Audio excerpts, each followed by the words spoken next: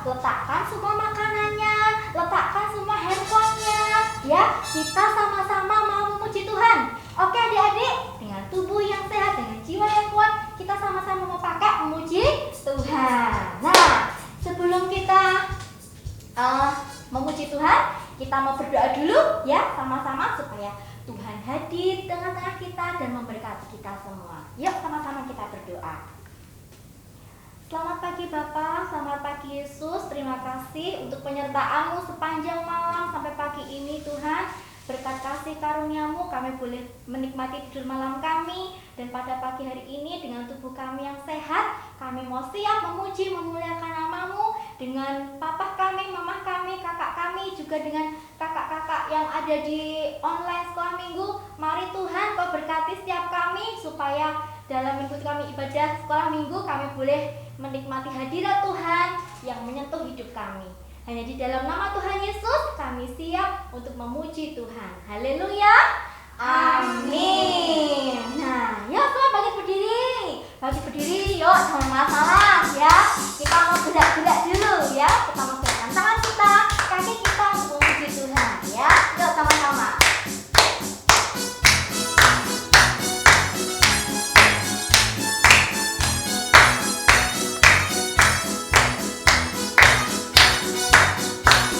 Selamat pagi Tuhan, tak lupa terima kasih.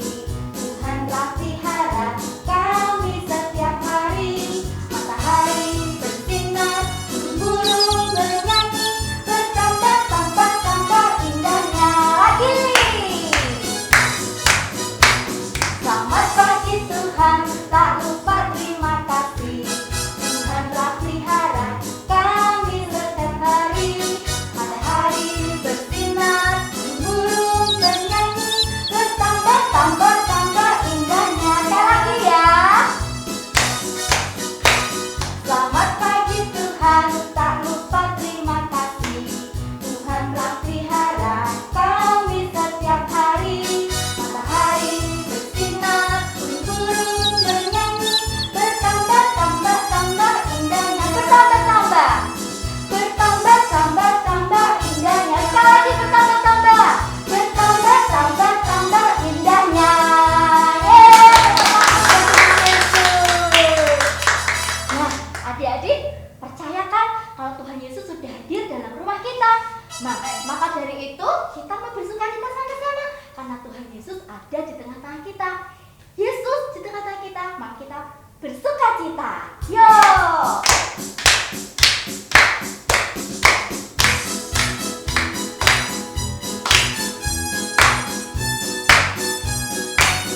Ikuti gerakan kakak-kakak ya. Yesus di dalam rumahku, senang-senanglah, senang-senanglah, senang-senanglah. Yesus di dalam rumahku, senang-senanglah, senang-senanglah.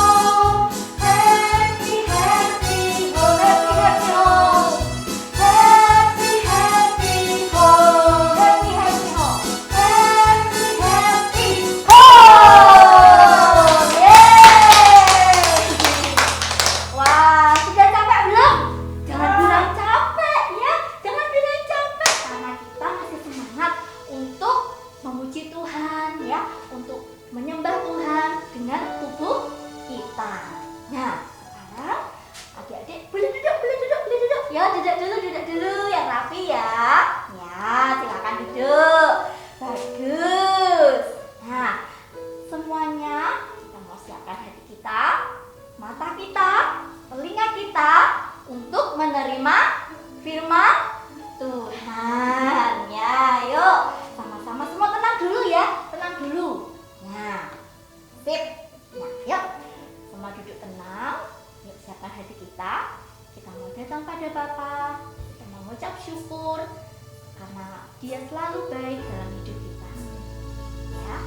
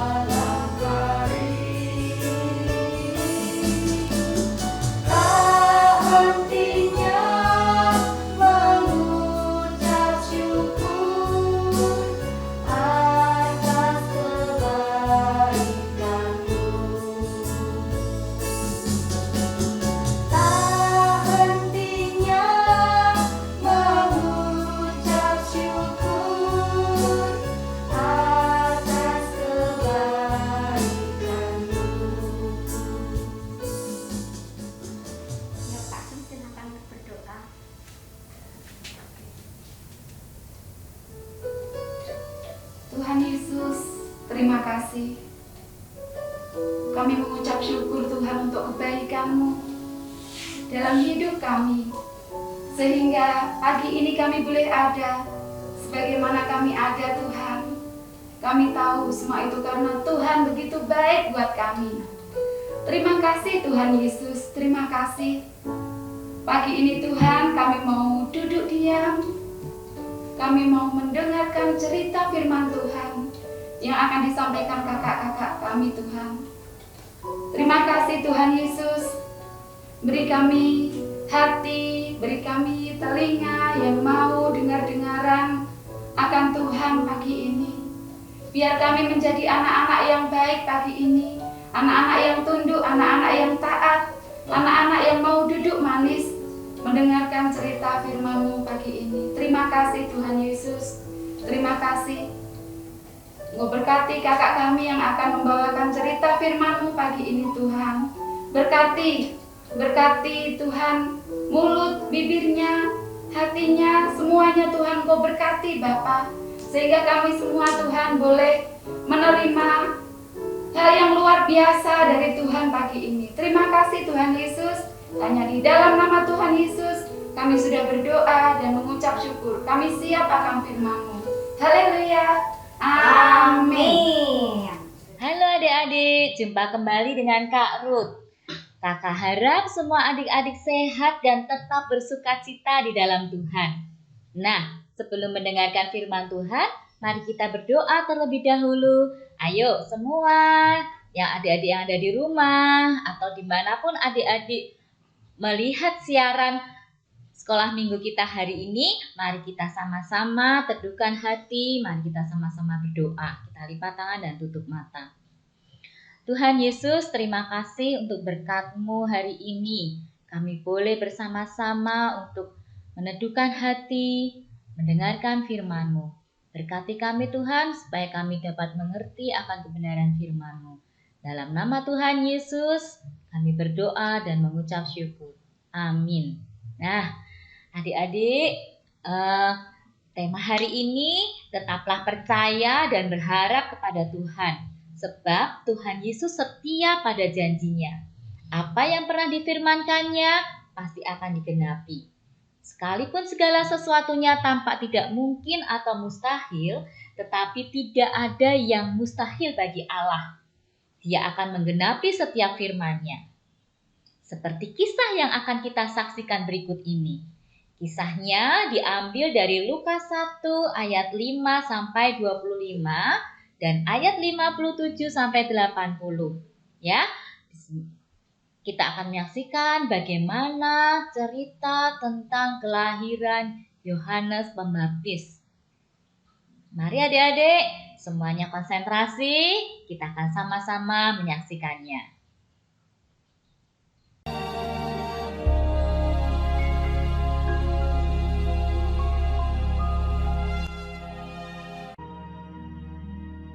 Pada zaman Herodes, Raja Yudea, adalah seorang imam yang bernama Zakaria, istrinya namanya Elisabet. Keduanya adalah benar di hadapan Allah dan hidup menurut segala perintah dan ketetapan Tuhan. Tetapi mereka tidak mempunyai anak sebab Elisabet mandul dan keduanya telah lanjut umurnya. Pada suatu kali, waktu tiba giliran rombongannya, Zakaria melakukan tugas keimaman di hadapan Tuhan.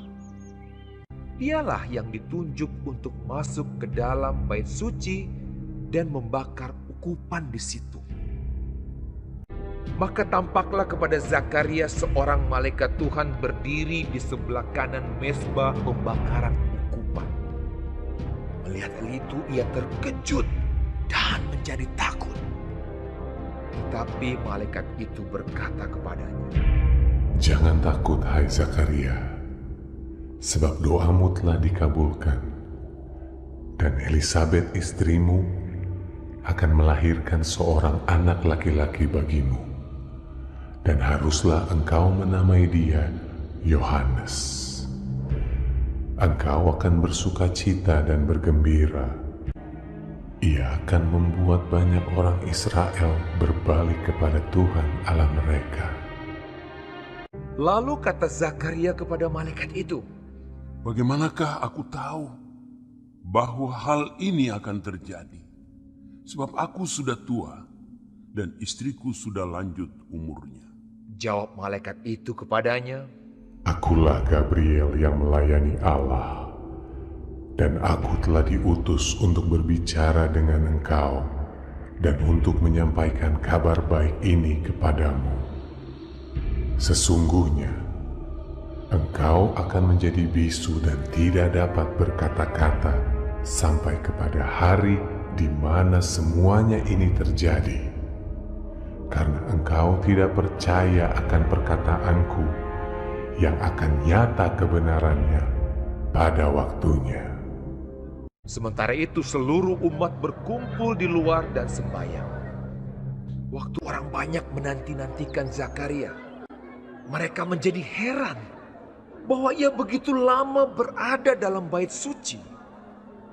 Ketika ia keluar, Ia tidak dapat berkata-kata kepada mereka dan mengertilah mereka bahwa ia telah melihat suatu penglihatan di dalam bait suci. Lalu ia memberi isyarat kepada mereka, sebab ia tetap bisu.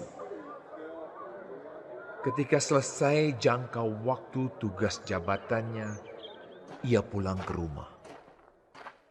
Beberapa lama kemudian Elisabet istrinya mengandung, dan selama 5 bulan ia tidak menampakkan diri.